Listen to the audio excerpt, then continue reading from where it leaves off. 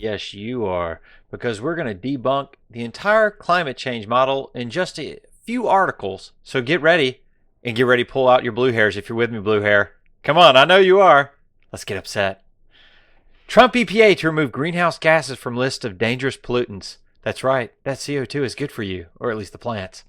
Trump admin is acting to overturn a key 2009 EPA finding used to justify most federal government regulations regarding climate change. EPA has crafted a proposal that would undo the government's endangerment finding, a determination that pollutants from burning fossil fuels such as CO2 and methane can be regulated under the Clean Air Act.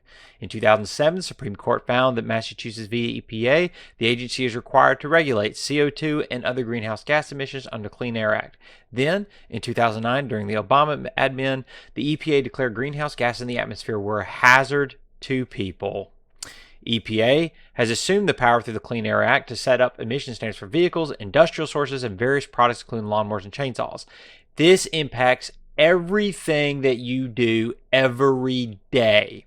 The EPA's greenhouse gas reporting program requires facilities to track, report their emissions, such as CO2, for potential regulation. EPA sets fuel efficiency standards, which add expense to the productions of motor vehicles. Standards were also used by various states as tax revenue generator, requiring that's this carbon dioxide tax, CO2 tax. A car repair waiver in states like California, if you were eligible, costs $650. So just California and their carb stuff was just racking up the dough. And then finally, the EPA's climate change target requires a 55% reduction in U.S. greenhouse gases by 2030 and net zero emissions by 2050. This is currently impossible under current existing technology. I mean, yeah, but they don't care. Because again, math doesn't work so well with the liberal left. Furthermore, pervasive cuts would have made to the base consumption of food and energy, leading to economic suicide. Climate control advocates argue that global population will have to be reduced dramatically to achieve the next zero agenda. As they say, the carbon they're trying to reduce is you. Now, I hope you blue hairs are pulling out your hair because I want to show you what you're getting upset at. You ready? You're ready? This is the CO2. This is the CO2. Can you see it? Can you see it? It is this sliver of line right here. That's the CO2 that you're crying over. Not only that, that's the entire CO2. That's not even the CO2 you're crying over. The CO2 you're crying over is essentially 0.01% increase. 100 years ago, the CO2 level is 0.031%, and it is now 0.042%. That's right. 0.01% increase. 0.01%. How can I say it slower so it sinks in? That's what you're crying over.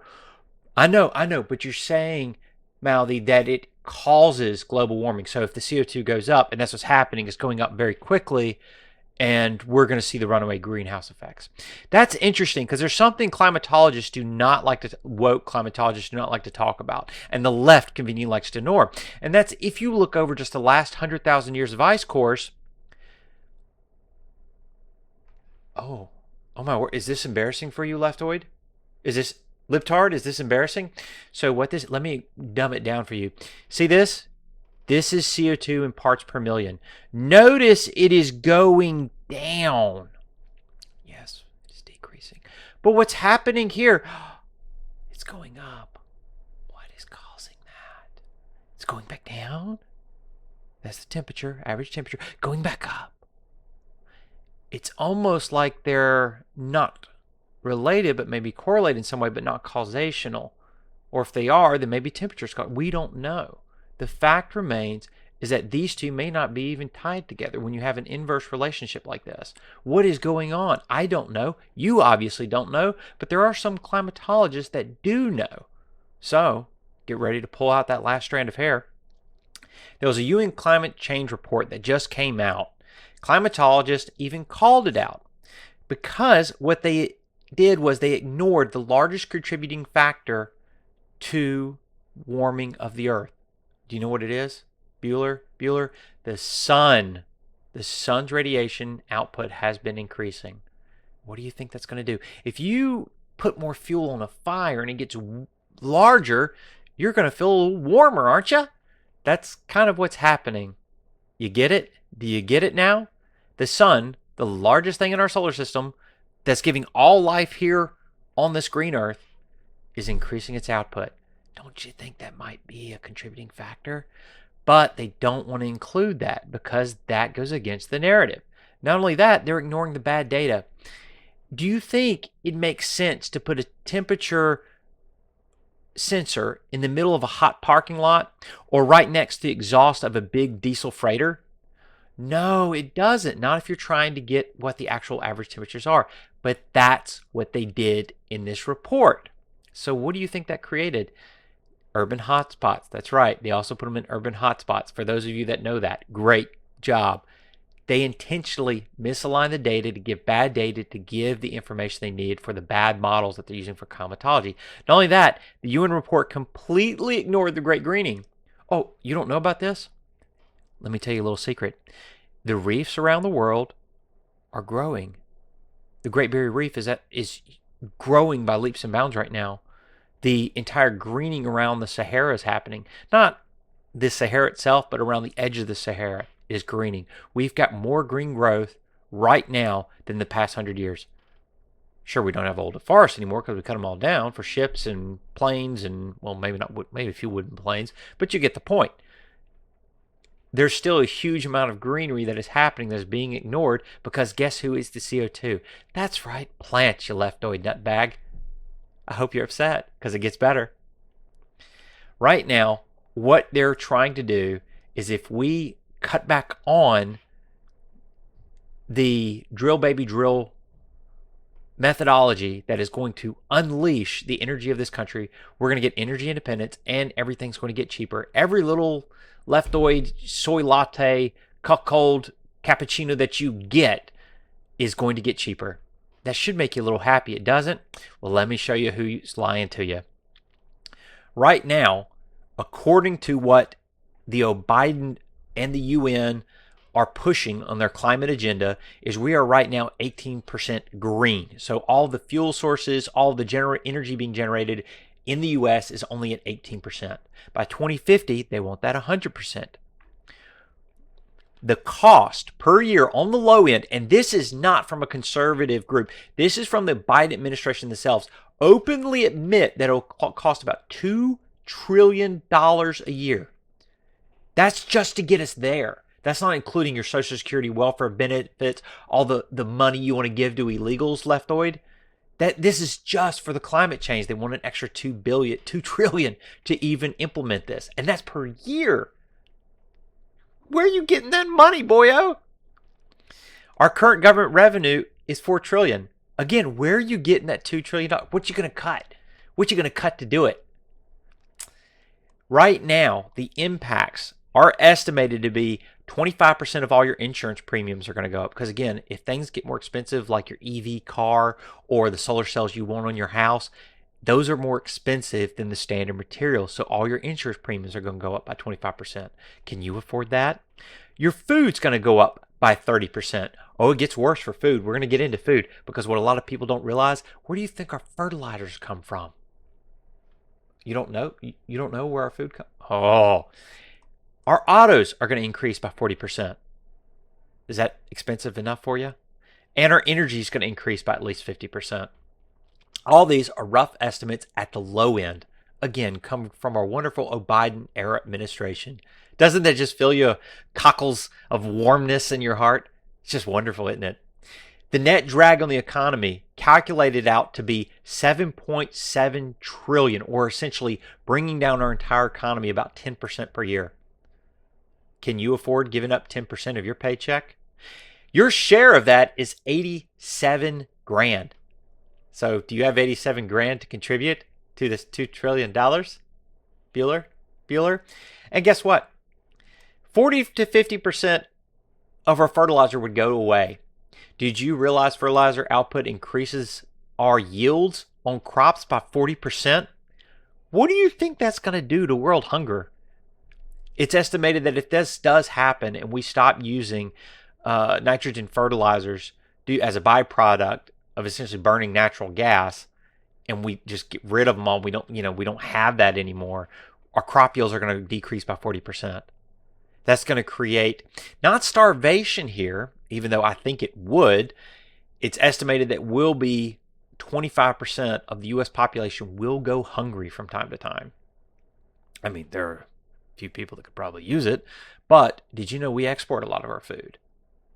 Because, again, the food that we would no longer be producing, we would have to consume ourselves, and that 40% that we would have been previously exporting, those countries that do not have our acumen, our machinery, our procedures for generating those type of crop yields, they wouldn't be able to recoup that. So good job, Leftoid. You're promoting starvation in the third and second worlds. Are you on the right side of history yet? So who's benefiting from this? China, China, China. You're witnessing right now from Ted Cruz a systemic campaign against the American energy. There's a coordinated assault by the radical left, backed and paid for by CCP, to seize control of our courts, weaponize litigation against U.S. energy producers, all in order to undermine the American energy dominance. The Energy Foundation China, a group with ties to the CCP, the senator cited a report from the State Armor, which found that to secure U.S. independence, the CCP has been co-opting the progressive American climate change lobby to push a transition from fossil fuels and other critical inputs into green technologies controlled by China. Just want to ask you real quick, Leftoid, if green is so good, why isn't China and India doing it? Food for thought. CCP has funded many climate advocacy groups in America, including the Natural Resources Defense Council, which is well known for its litigious character. Their lawsuits are designed to destroy the American energy industry, which happens to perfectly coincide with the political objectives of the Senate Democrats to destroy the American energy industry. The Climate Judiciary Project, which claims to be impartial and uninvolved in litigation, but reportedly trains and supports judges presiding over cases of climate litigation. Energy Foundation China, which is run by former CCP officials, and once you're in the CCP, you never leave. It's funding litigation groups working to flood the courts with cases against American energy companies. These cases then come before judges trained by the far left funded climate advocacy groups. It's a three-pronged strategy: foreign funding, mass litigation, judicial indoctrination. It's a full spectrum assault on American energy independence. And while China drills and digs, we sue and shut down. Indeed. So, Leftoid, let me show you how dumb you are. Who supplies all this green energy systems? Who does? Do you know? Did I give you a hint in the last article? 95% of all solar cells, the modules, the solar cells, and the silicon come from where? That's right, China. But they're not using it. They're selling it because they know it's bunk. 90% of all lithium refining, China. 90% of neodymium refining, China. 85% of lithium battery production, China. Do you get the picture? 75%, and this is worldwide, 75% of all graphite anodes, and those are the little pieces that are utilized in the battery to make them work. They produce them all. 70% of all neodymium mining, China. 70% of cobalt refining, China. Just a quick question on that. Do you know where the cobalt comes from? Ever heard of the Belt and Road Initiative? No? You ever heard of slave labor in Africa? Yep, that Tesla that you bought, that was produced using slave labor. How do you feel? I hope you feel sick right now. Good. China isn't green. They produce a third of all CO2 emissions, and they're growing their coal and polluting industries by 5%. 5%. How are you going to stop that, Commie?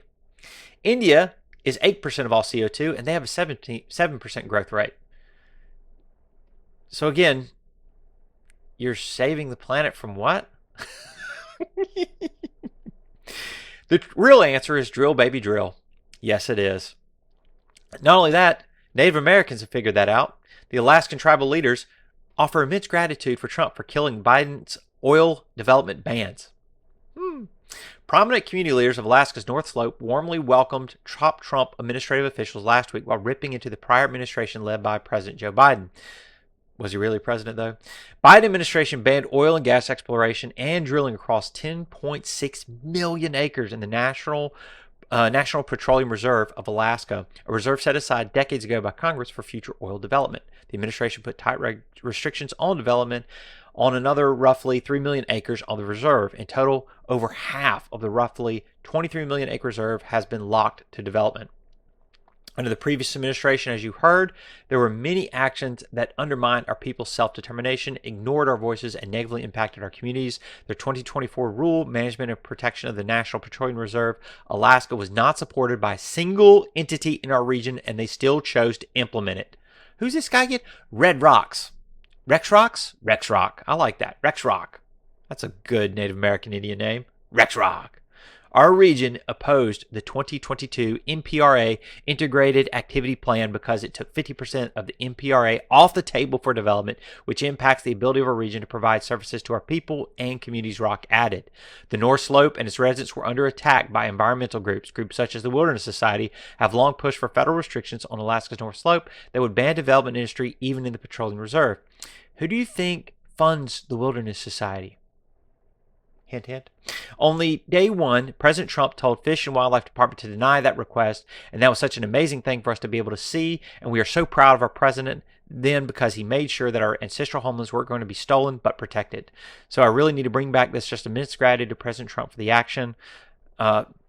There's no doubt in my mind that our homeland would have been stolen, and there's nothing we could have done about it, referring to if the other guy had won.